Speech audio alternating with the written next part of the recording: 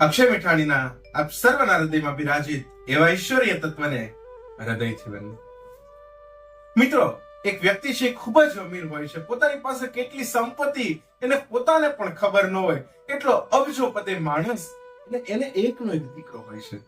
આ એકનો એક દીકરો છે 18-19 વર્ષનો થાય ને એના વ્યક્તિના વિચાર આવે છે કે મારી પાસે આટલી બધી સંપત્તિ છે, પણ જો મારા દીકરાને આ પૈસાની કદર નહીં થાય ને તો એને વેડફી નાખશે, એને ઉડાડી નાખશે, એટલે મારે એની પૈસાની કદર કરાવવી જરૂરી છે.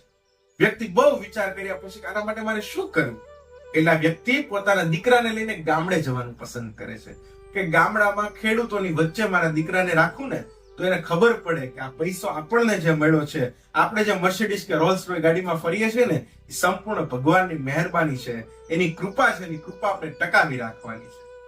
નક્કી કર્યા પ્રમાણે બાપ અને દીકરો બંને છે એ ગામડામાં જવાનું પસંદ કરે છે. 18-20 દિવસનો પ્રોગ્રામ ગોઠવાય છે અને ખેડૂતના ઘરે રહેવાનું પસંદ કરે છે.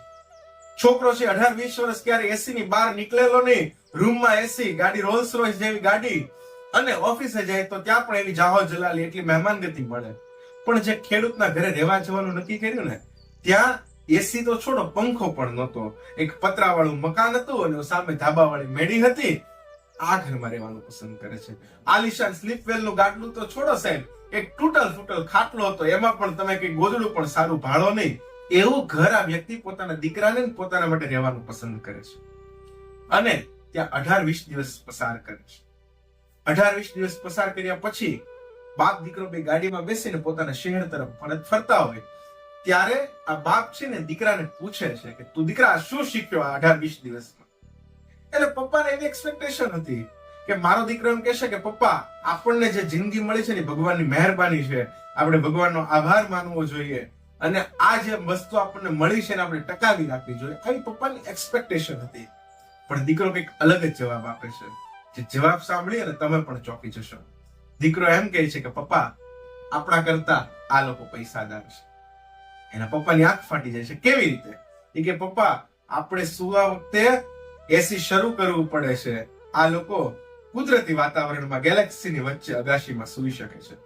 આપણે પપ્પા ઓર્ગેનિક શાક લેવા માટે 1-1.5 કલાક માર્કેટમાં રખડવું પડે છે, અને ત્યારે પણ ઓર્ગેનિક શાકભાજી મળ્યું કે નહીં આપણને ખબર પડતી નથી.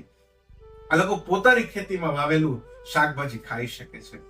પપ્પા, એનાથી આગળ આપણે આપણી સુરક્ષા માટે મકાનની બહાર 2 કે 3 ચોકીદાર બેસાડવા પડે છે. આ લોકો આખા ગામમાં એવા સંબંધ કેળવા છે કે બધા એકબીજાની સુરક્ષા કરી લે છે, એકબીજાની મદદ કરી લે છે. પપ્પા, મને કે તમને કઈ થયું હોય ને તો દવાખાને જવા માટે આપણે માણસો રાખવા પડે, મેડિકલ માટે ડોક્ટરોને બોલાવવા પડે, અને આપણા માણસો આપણને લઈ જાય છે. આ લોકોને ગામમાં જેવા સંબંધ છે ને એકબીજા સાથે કે એને માણસોની જરૂર પડતી નથી, એકબીજા ઘરના ભાઈની જેમ આવીને ઉભા રહે છે. પપ્પા, હું એક વસ્તુ શીખવા 18-20 દિવસમાં કે આપણે પ્રગતિ કરવાની આંધળી દોટમાં બહુ ગરીબ થઈ ગયા, અને આ લોકો છે ને એ આપણા કરતા બહુ અમીર છે. તો તમને વિચાર કેવો લાગ્યો એ કમેન્ટમાં જરૂર જણાવજો. ત્યાં સુધી અક્ષય મીઠાણીના જય સિયારામ.